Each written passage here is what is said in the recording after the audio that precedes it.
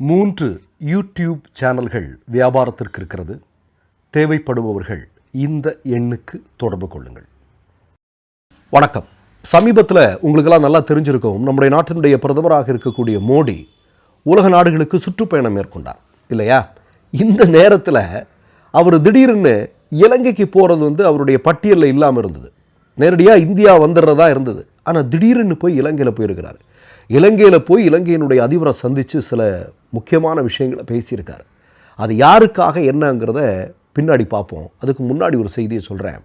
என்ன அப்படின்னா, இப்போ அமெரிக்காவுடைய அதிபராக பதவியேற்று இருக்கக்கூடிய ட்ரம்ப் அப்படிங்கிற நபர், அவன் வந்ததுக்கப்புறம் உலகமே அவனை காரி துப்பிக்கிட்டு இருக்கு. அதெல்லாம் நமக்கு தெரியும். இவன் என்ன பண்ணியிருக்கிறான் அப்படின்னா, வந்ததுலேயே நான் தாண்டா பெரிய ஆள், என்னை விட்டா வேறு உலகத்தில் எவன்டா இருக்கிறான் அப்படிங்கிற மாதிரி சீனா, அது மாதிரி இந்தியா, இப்படி பல்வேறு நாடுகளுக்கு மிகப்பெரிய அளவில் வரி விதிப்பை அதிகப்படுத்தியிருக்கிறான். நீங்கள் சீனாவுக்கெல்லாம் பார்த்தா, சீனா ஜப்பானுக்கெல்லாம் பார்த்தா 25% வரி தான் அதிகப்படுத்தியிருக்கிறான். ஆனால் இந்தியாவுக்கு 100% வரி விதிப்பை அதிகப்படுத்தியிருக்கிறான். இப்போ என்ன அப்படின்னா, சீனா ஜப்பான் மாதிரியான நாடுகள் எல்லாமே அதெல்லாம் பண்ண முடியாதுடா, நீ என்ன பண்ணாலும் நடயாது, உன்னுடைய பொருட்களுக்கு நாங்கள் 150% வரியை விதிக்கிறோம் அப்படின்னு சொல்லிட்டு ட்ரம்பை தூக்கி சாப்பிட்டுட்டு இருக்கிறாங்க. ஆனால் 100% இல்லை, நீ எத்தனை சதவீதம் வரிய வேணாலும் நீ பண்ணுப்பா, எது அதிகப்படுத்து, எங்களுக்கு அதை பிரச்சனை இல்லை, நீ சொல்கிறத நாங்கள் கேட்டுக்கிறோன்னு சொல்லிட்டு 56 இன்ச்சு ஆர்எஸ்எஸ்காரராக இருக்கக்கூடிய மோடி அமைதியாக இருப்பதை பார்க்கணும். சமீபத்தில் கூட உங்களுக்கு இந்த சமூக ஊடகங்களில் ஒரு சின்ன ஒரு இமேஜ் ஒன்று பெரிய அளவில் இந்தியா முழுக்க வைரல் ஆகுது. இந்த உக்ரைனுடைய அதிபர் ஜெலன்ஸ்கி இப்படி கையை சுண்டி ட்ரம்பை பார்த்து பேசுகிறதும், ட்ரம்பும் ஆக்ரோஷமாக பேசுகிற மாதிரி இருக்கும். பக்கத்தில் பவ்யமாக உட்கார்ந்து இருக்கக்கூடிய மோடி. ஆனால் அது உண்மையான ஃபோட்டோ இல்லை, ஆனால் மக்கள் அதை உருவாக்கி அப்படி போட்டிருக்காங்க. அதாவது மோடி அங்கே ட்ரம்பை போய் சந்திக்கக்கூடிய நேரத்தில் உட்கார வச்சுக்கிட்ட, உலகத்திலே அதிகமான வரி விதிக்கக்கூடிய ஆளுகள் தான், எங்களுடைய மதுபானங்களெல்லாம் நீ வாங்கிக்கணும், நீ வாங்குறது மட்டும் இல்லை, நாங்கள் இவ்வளவு சதவீதம் அதிகமாக விலை போட்டு கொடுப்போம், அதெல்லாம் நீ விற்று தர வேண்டியது பொறுப்பு அப்படிங்கிற மாதிரிலாம் சொல்லி அதெல்லாம் ஓகே சொல்லிட்டு வந்தவர் தான் நம்முடைய பிரதமர் மோடி. அதெல்லாம் நம்ம பார்த்தோம். அதை விளக்கக்கூடிய ஒரு புகைப்படம் தான். இப்போ ஏன் மோடி பம்மிட்டு இருக்கிறாரு, பதறாரு, ட்ரம்ப் சொல்கிறதெல்லாம் கேட்குறாரு அப்படின்னு பார்த்தா, நீங்கள் அங்கே தான் ஒரு மிக முக்கியமான விஷயம் இருக்குது. அதானியை எந்த நேரத்தில் வேணாலும் கைது செய்யலாம். ஏன்னா பிடிவாரண்டு பிறப்பிச்சுட்டான். யார்? அமெரிக்காவில் இருக்கக்கூடிய கோர்ட். அது எல்லாருக்கும் தெரியும். இப்போ மோடி போய் அங்கே பேசியிருப்பதாக ஊடகங்கள் சொல்கிறது என்னென்னா, எப்படியாவது என் நண்பனை காப்பாற்று, நீ கொஞ்ச நாளைக்கு தள்ளி போடு, நீ என்ன சொல்கிறியோ நான் கேட்குறேன் அப்படிங்கிற மாதிரி மோடி சரண்டர் ஆகிட்டாரு.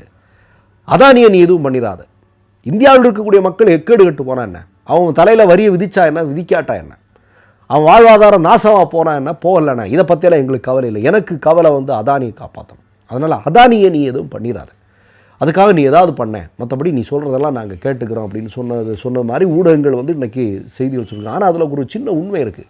ஏன்னா அதானி எப்போது வேண்டுமானாலும் அமெரிக்காவால் கைது செய்யப்படலாம். அப்போது மோடி போனதுக்கப்புறம் ஒரு தகவல் வருது, 3 மாதத்திற்கு அதானியை தொடக்கூடாது, கைது செய்ய மாட்டோம் அப்படின்னு அமெரிக்கா முடிவு செய்திருப்பார் தகவல் வந்திருக்கு. அப்போ இது மோடி பேசுனதுனால தான் நிகழ்ந்திருக்குதா அப்படிங்கிற ஒரு சந்தேகம். இப்போ நான் முதல்ல சொன்னேன் இல்லையா, இலங்கையில் திடீர்னு போயிருக்கிறாரு நம்ம மோடிஜி போய் அங்கே இருக்கக்கூடிய அதிபர்கிட்ட என்ன பேசியிருக்காருன்னு ஊடகங்கள் சொல்கிறாங்க அப்படின்னா, இலங்கையில் அதானியுமாக சில ஒப்பந்தங்கள் அந்த நாடு மேற்கொண்டிருந்தது. அதை எல்லாத்தையும் அடியோட ரத்து செஞ்சுட்டான். இவன் பெரிய ஃப்ராடாக இருப்பான், இவனை நம்பியெல்லாம் எங்கள் நாட்டில் இவனுக்கு எதுவும் கொடுக்க முடியாது அப்படின்னு சொல்லிட்டு இலங்கை அதிபர் என்னென்னா, முடியாதடா, கெடுத்துட்டு போடா எல்லாத்தையும் அப்படின்னு சொல்லி ரத்து பண்ணிட்டான். இப்போது மோடி எதுக்கு போயிருக்கிறார் அப்படின்னா, எப்பா நீ என்ன வேணாலும் பண்ணுப்பா, நீ இதெல்லாம் பண்ணாதப்பா, இதெல்லாம் உனக்கு மனசாட்சி இருக்கா உனக்கு? நான் அதானிக்காக எவ்வளோ கஷ்டப்பட்டுட்டு இருக்கிறேன், நீ கொஞ்சம் பரிசீலனை பண்ணு, அதானிக்காக திட்டத்தை உனக்கு வேண்டியதெல்லாம் நாங்கள் பண்ணி கொடுக்குறோம், நீ எதாவது பண்ணு அப்படின்னு சொல்லி இலங்கையினுடைய அதிபராக இருக்கிறவர்கிட்ட மோடி பேச்சுவார்த்தை நடத்தியிருக்கிறாரு அப்படிங்கிற ஒரு தகவல் இன்றைக்கி வந்திருக்கு. பாருங்களேன், இந்தியாவுக்கு வர வேண்டியவர் அதை எல்லாத்தையும் தவிர்த்துட்டு இங்கே மணிப்பூர் பற்றி எரிஞ்சிக்கிட்டு இருக்கு, பல்வேறு பிரச்சனைன்னு வைப்போமே, இங்கே அதை பற்றியெல்லாம் அவங்களுக்கு கவலையே இல்லை. அவர் இங்கே வர வேண்டியவர் நேராக என்னென்னா, இலங்கையில் ஃப்ளைட்டை பிடிச்சி ஃப்ளைட்டை இலங்கைக்கு திருப்பிடா அப்படின்னு சொல்லி இலங்கைக்கு போய் அதிபரை பார்த்து அதானியுடைய திட்டத்தை எல்லாம் என்னப்பா ஏற்கனவே நாட்டில் இருக்கிற ஒருத்தன் நான் அதானிக்காக பேரம் பேசினேன், மின்சாரத்துறை தொடர்பாக அவருக்கு இந்த திட்டத்தை கொடுக்கணுங்கிறதுக்காக அதானிக்காக பேரம் பேசினேன்னு உண்மையை போட்டு உடச்சிட்டான், என்னால் இருக்கு, நீ என்னப்பா இதெல்லாம் நமக்குள்ள ஒரு அண்டர்ஸ்டாண்டிங் வேண்டாமா அப்படிங்கிற மாதிரிலாம் பேசியிருக்கிறதாக ஒரு தகவல் இன்றைக்கி ஊடகங்கள் சொல்லிகிட்டு இருக்கிறாங்க. இதெல்லாம் இருக்கட்டும், அடுத்தது மோடி ஒன்று பண்ணுறாரு அதானிக்கு. என்ன? அதாவது ஸ்மார்ட் மீட்டர் திட்டம். மின்சாரம் நம்ம பயன்படுத்துறதுக்கு ஸ்மார்ட் மீட்டர் திட்டம்னு ஒன்று கொண்டு வராங்க. இது கொண்டு வர்றதுனால அதிகமாக பாதிக்கப்படக்கூடிய மாநிலம் தெரியுமா? நம்முடைய தமிழ்நாடு. ஏன்னா இந்தியாவிலேயே கிராமங்கள், எந்த மாநிலத்தினுடைய கிராமங்கள் அதிகமாக மின்சாரத்தை பயன்படுத்துகிறாங்க அப்படின்னா நம்முடைய தமிழ்நாடு. எல்லாமே தமிழ்நாடு தான். என்ன பண்ணுறது, இப்போ இருக்கிறத சொல்லித்தானே ஆகணும். இப்போ தமிழ்நாடு தான் அதிகமான கிராமங்களில் இருக்கக்கூடிய மக்கள் மின்சாரத்தை பயன்படுத்தக்கூடியவர்களாக இருக்கார்கள். இன்னொன்று நமக்கு தெரியும், திராவிட முன்னேற்ற கழகம் கொண்டு வந்த ஒரு மிக முக்கியமான திட்டம் விவசாயிகளுக்கு இலவச மின்சாரம் இல்லையா? இந்த ஸ்மார்ட் மீட்டர் அப்படிங்கிற திட்டத்தை அதானிக்கு மோடி கொடுக்கறதன் மூலமாக என்ன ஆகும்னா, இந்த விவசாயிகளுக்கு இலவச மின்சாரம் அடியோடு ரத்து செய்யப்படும். இன்னொன்று, அவன் பாட்டுக்கு மின்சார கட்டணத்தை அதிகரிச்சுட்டே போகலாம். இந்தியாவில் மோடி ஆட்சி வந்ததுக்கப்புறம் நீங்கள் இன்றைக்கி பல்வேறு மாநிலங்கள் உட்பட நீங்கள் பார்த்தீங்கன்னா தெரியும், அதானிக்கிட்டேருந்து கண்டிப்பாக மின்சாரம் வாங்கி ஆகணும் அப்படிங்கிற ஒரு திட்டத்தை மோடி செயல்படுத்துகிறார். பாருங்களேன் எவ்வளோ பெரிய கொடுமை.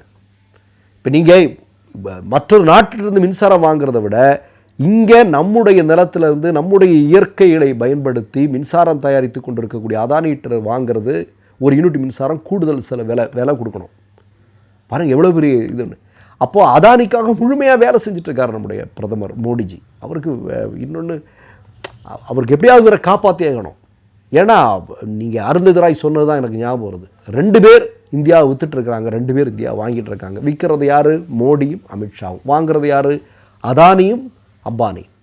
இப்போ நான் என்ன கேட்குறேன்னா, இவ்வளவு பெரிய அளவில் இன்றைக்கி ஒரு மிகப்பெரிய அதானின்னு சொல்லக்கூடிய நபர் மீது அவ்வளவு குற்றச்சாட்டுகள், அவ்வளோ பெரிய முறைகேடுகள், மோசடிகள் இவ்வளவு வந்த பிறகும் இன்னமும் மோடி அதானியை காப்பாற்றிட்டே இருக்கிறார் அப்படின்னா, உண்மை ஒரு நாள் வெளிவரும் பட்சத்தில் எவ்வளவு பெரிய பூதம் தரமான விஷயங்கள்லாம் வெடிக்க போகுது அப்படின்னு நம்ம நினச்சி பார்க்கவே அதிர்ச்சியாக இருக்குது இல்லையா? ஒரு பதட்டமாக இருக்குது இல்லையா? ஒரு அதாவது ஒரு நாட்டில் இருக்கக்கூடிய ஒரு தொழிலதிபருக்காக அந்த நாட்டினுடைய பிரதமர் இந்த அளவுக்கு கஷ்டப்பட்டு இருக்கிறாரு, அவரை காப்பாற்றுறதுக்கு ஓடிட்டு இருக்கிறார் அப்படின்னா, இவங்க 2 பேருக்கு இடையில் அப்படி என்ன அப்படிங்கிறத யோசிக்கும் போதே நமக்கு பெரிய பதட்டமாக இருக்குது இல்லையா?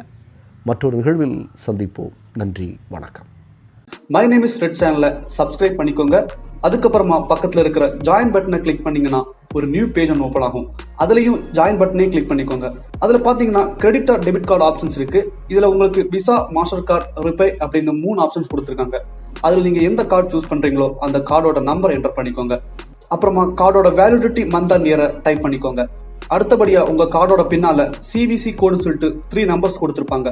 அந்த நம்பரை இதில் என்டர் பண்ணிக்கோங்க. அப்புறமா அட்ரஸ் அண்ட் இன்ஃபர்மேஷன் என்டர் பண்ணிட்டு பைங்கிற பட்டனை கிளிக் பண்ணிக்கோங்க. ஒருவேளை உங்க கார்டு நம்பர் இன்வாலிட்னு காமிச்சிச்சுன்னா உங்க கார்டுல இன்டர்நேஷனல் யூசேஜை எனேபிள் பண்ணுங்க.